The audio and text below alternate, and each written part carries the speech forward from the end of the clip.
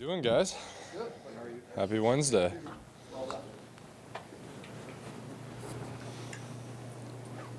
TJ, what do you think of seeing your former team on top of the division right now up there? Yeah, I think it's just, it's another team, and we have a chance to be able to go out and play them this week, and that'll be a lot of fun. So, we got everything out in front of us that we've set out to do. So, we just got to control what we can control and go out and play as hard as we can. Their offense. I mean, you worked obviously closely with Ben Johnson there. What do you remember of your time with him? Yeah, Ben was my tight ends coach for a couple of years, and he's an awesome dude. I loved Ben. Being able to work with him, and he was able to teach me a lot while I was there. He's got a good offensive mind, and he does a lot of things really well. So he fits really well with Jared too. And it's going to be a good challenge for our defense, but nothing they're not up for, by any means. So it's going to be a lot of fun on Sunday.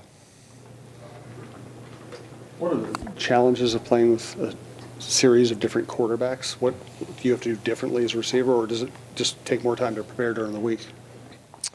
I've alluded to this, previously. It's just, it's one of those things. Quarterbacks, each of them have different things that they want out of their receivers, whether it's indicators or timings or leverages and stuff like that, so they can see it and play in the timing of their drops and playing the timing of the protection. So I think it's just different things from each quarterback. And when you're in the season like this, you just have communication with them and you talk to them throughout the weeks. And I've been with I was with really three quarterbacks in four years last year, so it's not something I'm not used to, being able to have a communication, have a conversation with the quarterbacks about what they want. So as a tight end, you kind of in the middle of the field, they're able to see leverages and stuff. So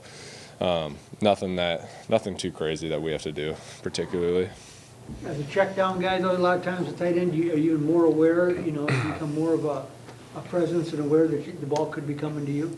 Yeah, 100%. If the first read's not there, or, if we're going out to the flat or in the hook or, over the ball or something, those are opportunities for the quarterback to get the ball out of his hands if he has to. And then you just got to go make a play with it, and that's kind of something that we've had to do throughout the year, We had a 3rd and 15 last week, and chipped the guy and ran up the middle and converted. So it's those things are huge for the offense and just being able to keep the chains going. But just you got to be aware where you're at on the sideline and what you're doing, and just make yourself available for the quarterback and go make a play. TJ, we got the Lions twice in 3 weeks. Yeah. Potential of meeting again in the playoffs even after that. What do you think that could do for the rivalry, just kind of both fighting for the playoffs down the stretch and playing so frequently? Yeah, it's cool.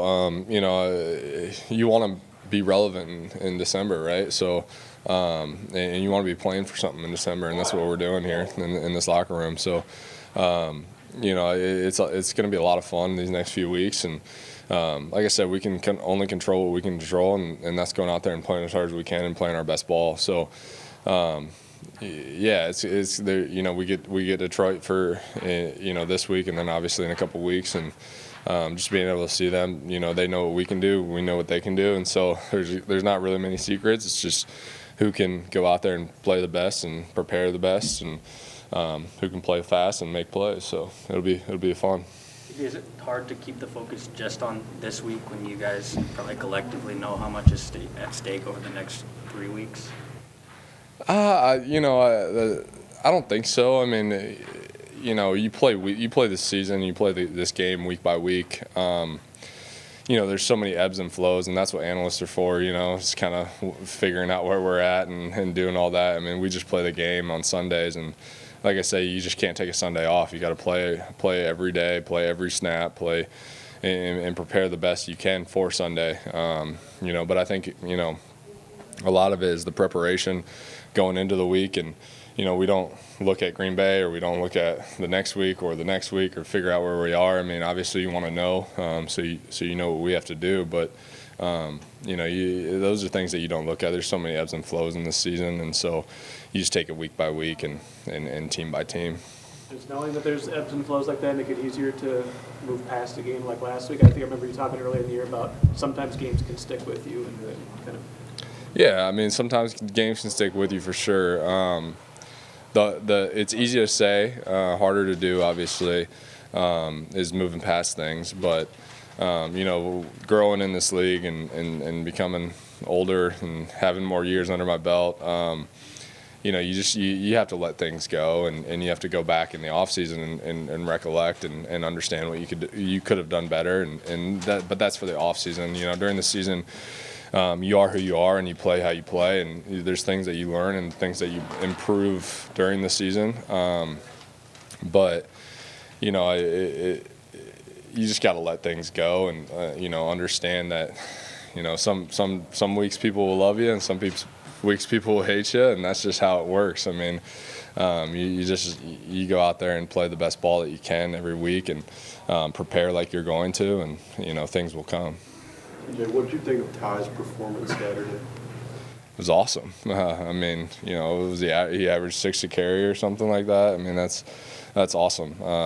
Just to see a guy like that, Ty. I mean, he's a Nashville guy as well. He goes down there, works out, and I see him every once in a while in the off season. So to understand how hard he's worked, obviously not just this season, but in the off season as well, and who he is as a person, and it's just incredible to see him succeed on Sundays and have the game that he had, and we're gonna definitely lean on him to continue that the rest of the season. What do you think of another Iowa tight end doing it in Sam Laporta?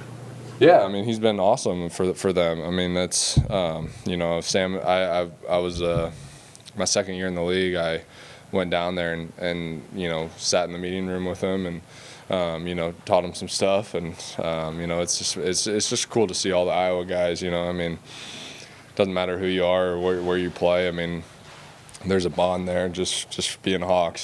So it's great to see, and he's going to be very successful in this league, and he's going to continue doing what he does. Yeah.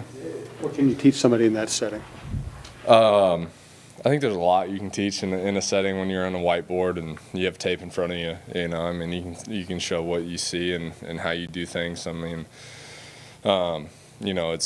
it is cool to be able to see, and I've been in that seat obviously before, and with the pen in my hand. So to understand what guys do differently and what they see pre-snap, post-snap, and how you kind of release against man coverage, and how you win against man coverage, and how you win against zone coverage, and finding the zones in it. And there's a lot that you can kind of see pre-snap, and then obviously this league is made of mass coverages, and they try to disguise as much as they can. So trying to be able to decipher post-snap too, because you don't always get to see, or they'll give you a man tell and they'll play zone. So stuff like that. I mean, there's a lot to learn in a whiteboard with film in the room. So yeah, I mean, it is fun to be able to do that kind of stuff. TJ, as you close in on 100 catches, 1,000 yards, what do numbers mean to you?